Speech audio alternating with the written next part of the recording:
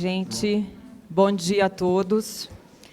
Bom, o nome do nosso painel é bem sugestivo, bem interessante, que é Seleção de Indicadores para Medir Impacto e Retorno do Investimento e sua relevância para atrair investimentos e formular políticas públicas. A idade ajuda a gente a querer contextualizar todos os temas, né? Então, eu fui olhar bastante esse tema. E, assim, para fazer um corte, em 1987, a ONU definiu o desenvolvimento sustentável, compreendendo, para quem lembra disso, né, dessa novidade, em 87, foi nos países escandinavos a reunião, e definiram 3 dimensões, a social, ambiental e econômica. E saúde não estava ainda, em 87. Alguns aqui nem tinham nascido, né? Estou vendo aqui a plateia. Em 2012, na realidade, saúde entrou no Rio+20, para quem leu aquele documento, e eu copiei até uma parte da frase aqui, linda, que dizia assim: reconhecemos que a saúde é condição prévia, um resultado e um indicador das 3 dimensões. Demorou bastante tempo para essa frase ser dita, mas ela veio bonita e poética, né? A partir daí, não parou-se mais de falar de indicadores.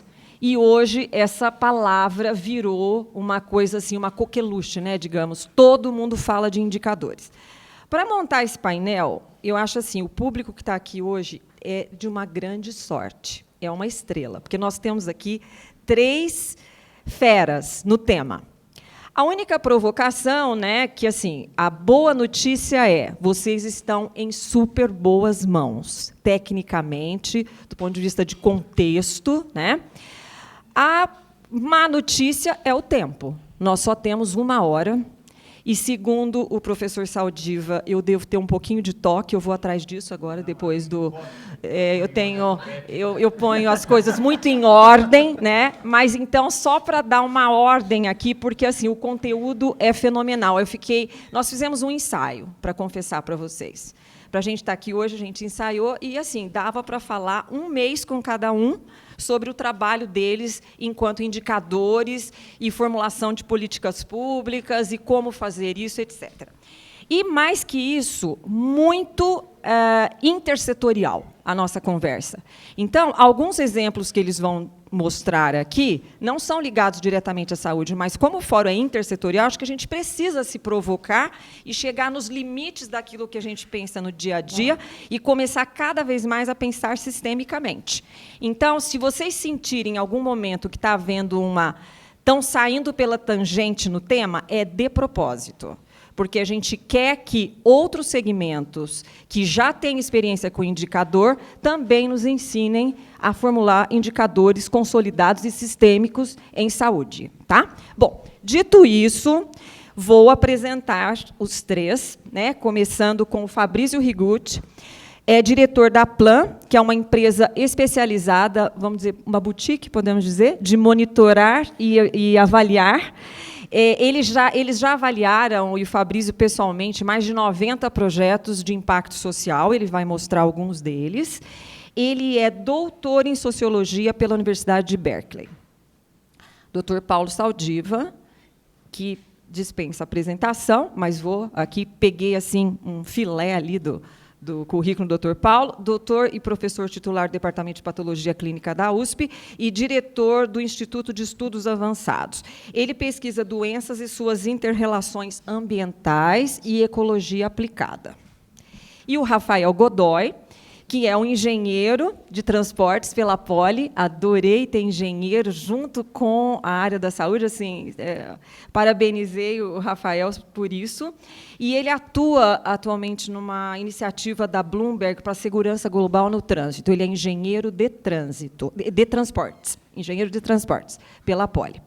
Bom, só para explicar a dinâmica, eu tenho as perguntas preparadas, se vocês não fizerem, eu tenho umas 20 aqui, segundo o toque que o professor falou, mas eu vou começar com uma pergunta.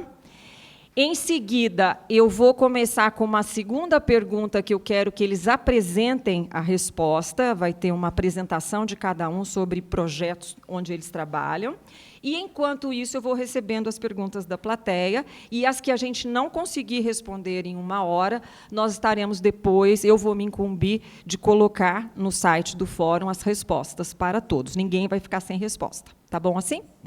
Bom, senhores, minha primeira pergunta para vocês é, como aqui a gente estava pensando nos indicadores e já na relevância para resultados, se vocês pudessem nos dar exemplo de projetos com indicadores que vocês se envolveram e que se transformaram realmente em políticas públicas já implementadas. Bom, eu trabalho numa área onde não tem consenso em termos de solução. É diferente no meio ambiente, se você trabalhar com doença infecciosa, se você acabar com a Aedes aegypti, você vai ganhar um prêmio. No entanto, numa área que envolve empregos, renda e tal, sempre vai existir interesses legítimos conflitantes. E a pergunta é como é que você decide isso dentro desse conflito não consensual. Para mim, eu acho que você tem que ter 2 medidas. Uma que é, digamos, um indicador que diga respeito ao cidadão. Eu acho, por exemplo, saúde é um bom indicador, o risco de mortalidade prematura. E o outro é dinheiro. Porque quando você lida no espaço urbano, como eu lido, todo prefeito começa o mandato já com risco de ser preso ou de ser condenado pelo Tribunal de Contas. Então, você tem que ter por dinheiro também. Qual o best buy para o gestor, para que aquela política pegue? Como é que faz para... Tem muita política boa no Brasil que não vai à frente porque ela os governantes não estão convencidos e boa parte da população não está convencida.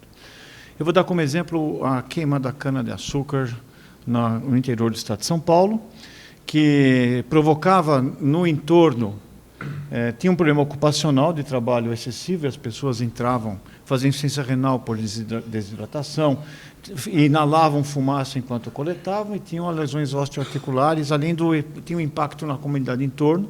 Como tinha muitos trabalhadores que vinham de outras regiões, tinha um pico de gravidez nas regiões depois. Havia também problemas, como eles não tinham o que fazer fora do horário da colheita, que era no início da manhã até o meio da tarde, alcoolismo com acidentes de trânsito, mais as emanações da poluição do ar. A gente começou a quantificar isso, levamos para o setor, levamos para os prefeitos e saiu uma lei que definitivamente negociou um protocolo de mecanização da indústria e requalificação dos funcionários.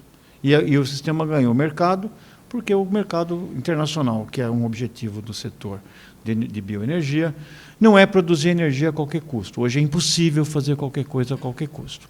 O tênis da Nike, e a confecção da Zara e a produção de energia, um bem, às custas de outros danos, e você colocou dinheiro. Quanto que se perdia de dinheiro, tanto por não usar etanol de segunda geração ao queimá-lo, quanto que você investia de recursos da saúde e o tratamento daquelas externalidades. E a gente mostrou que, além de ser um dano de saúde, você estava subsidiando uma política agricultural defasada, medieval praticamente, né? E isso levou a uma regulamentação do setor. Talvez esse seja um exemplo clássico, porque, e eu vou acabar aqui para dar tempo para os outros, é que a informação não é suficiente do indicador. Por exemplo, eu sou perneta, eu sempre uso esse exemplo. Né? Eu caí da bike, estou sem ligamento, então eu uso esse negócio para descer e subir escada. Eu tenho todas as informações, os indicadores medindo a dor no joelho, o tendão, o olho, a visão, o cerebelo, uma série de outras coisas. Eu tenho que usar essas informações para descer e não cair. Se eu estiver caindo, eu vou ter que usar um outro valor, que é um princípio. Que parte do órgão eu vou sacrificar do corpo para não machucar o joelho? E se eu tiver com um bebê no colo? A decisão é do nível maior, envolve altruísmo, envolve uma série de outras coisas. A não ser que o lóbio do joelho seja mais forte que o do bebê, onde você vai usar o bebê como almofada para não machucar o joelho. Bom, esse é o problema, que o indicador em si não basta.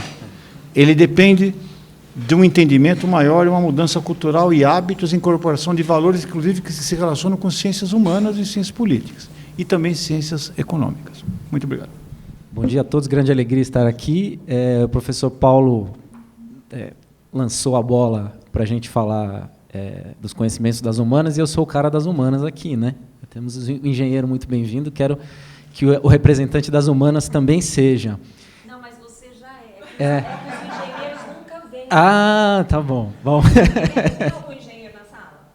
Nenhum. Engenheira lá. É exceção. Agora, sociólogo, nós estamos juntos, entendeu? Isso. Meu filho até hoje pergunta, pai, o que é sociologia? Eu já tentei explicar de várias formas, tadinho. Mas, assim, um pouquinho a minha salvação nesse ambiente é que eu fiz colégio técnico, então eu sei fazer todas as 4 operações, ia bem de álgebra, então acho que a gente consegue falar.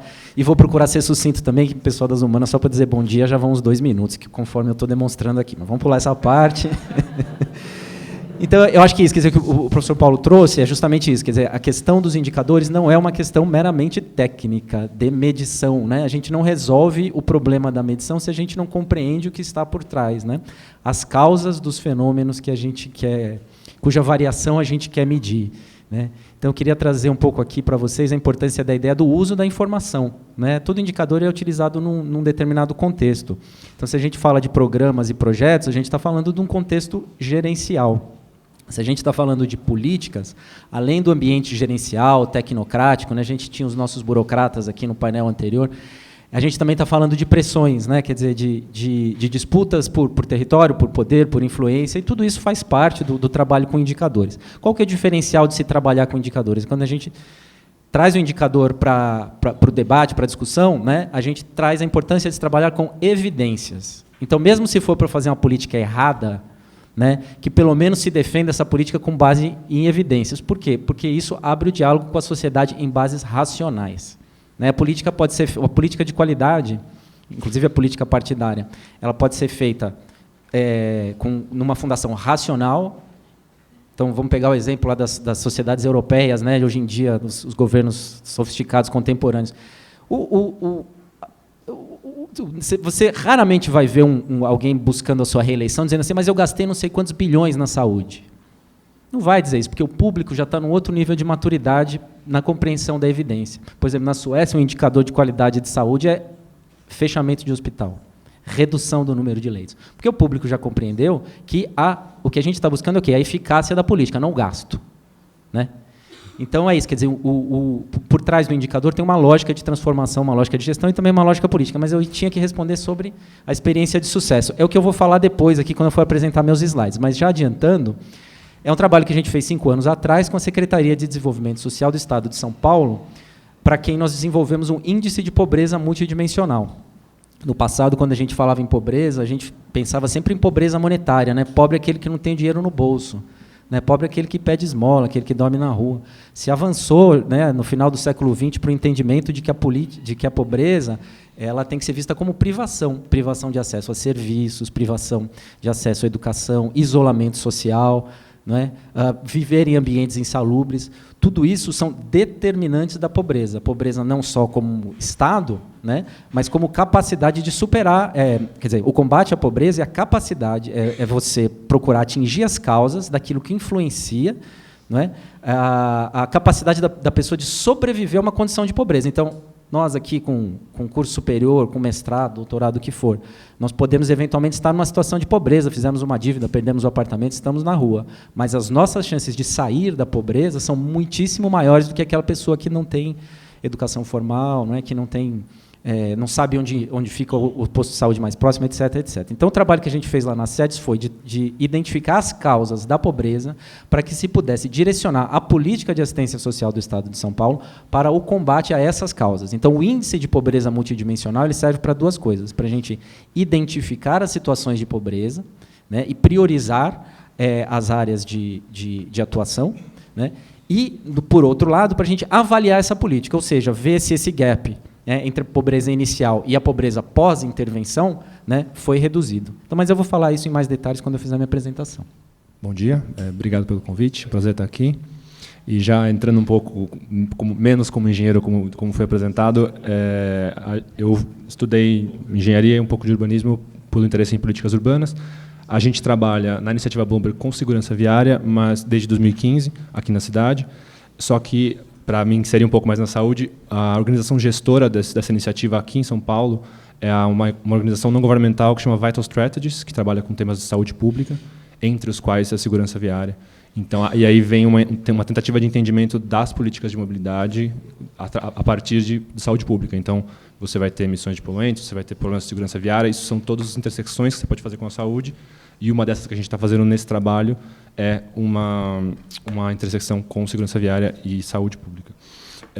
Vou falar de um exemplo que eu acho que talvez toque em pontos que foram trazidos pelos dois, e principalmente pela fala do professor Saldiva sobre essa interdisciplinaridade, que é um problema que a gente tem enfrentado aqui em São Paulo e alguns indicadores que a gente tem usado para trabalhar com eles, que é inicialmente uma questão de álcool e direção, que a gente sabe que é um problema na cidade de São Paulo.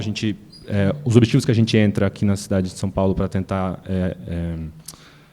ajudar os objetivos sustentáveis são não só o 3, que é o da saúde, onde tem uma meta de redução de mortes no trânsito, como também o objetivo 11, com cidades mais saudáveis e sistemas de transportes mais seguros.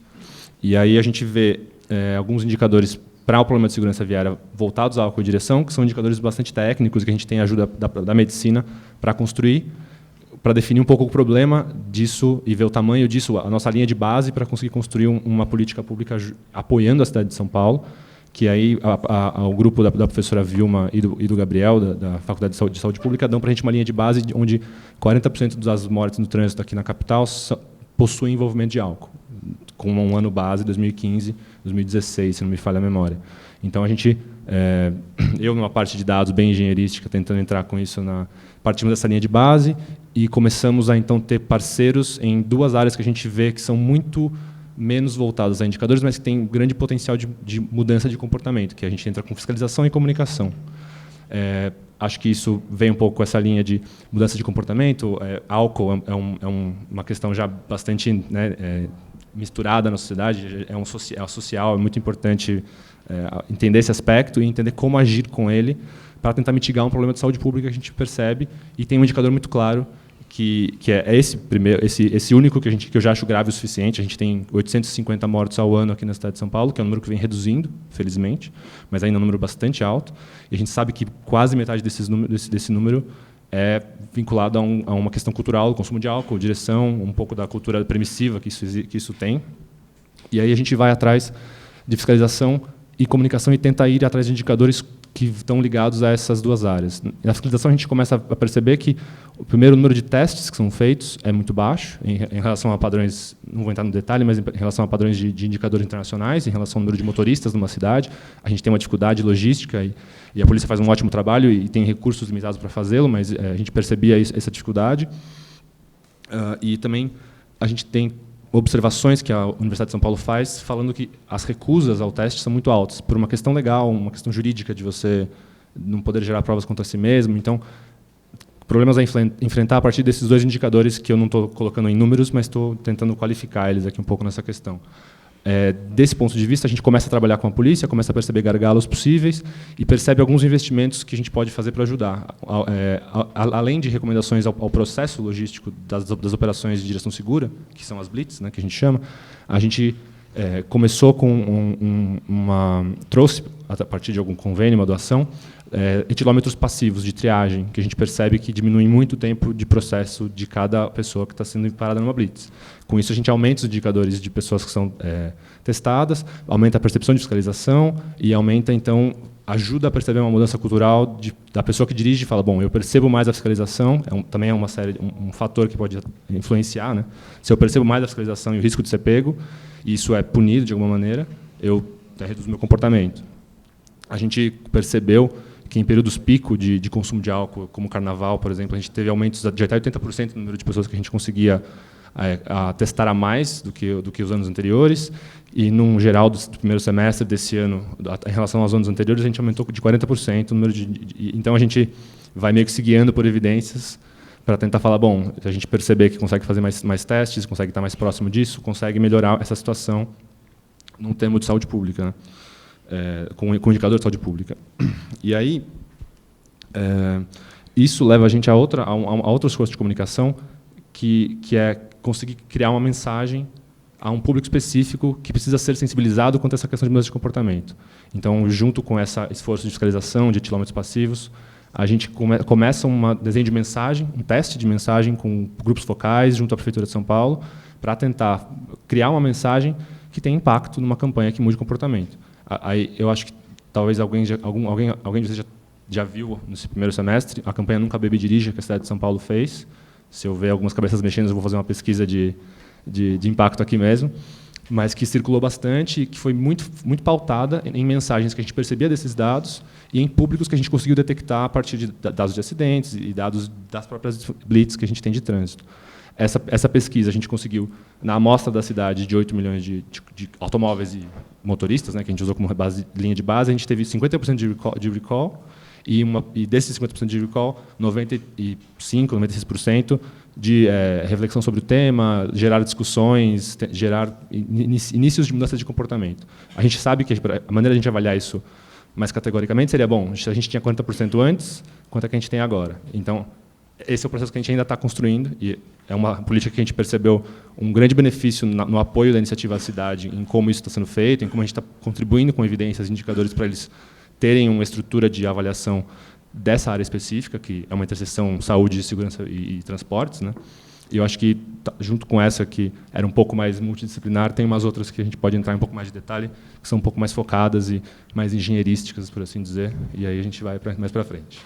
Bom, pessoal, podem ir mandando as perguntas. Nós vamos agora, por favor.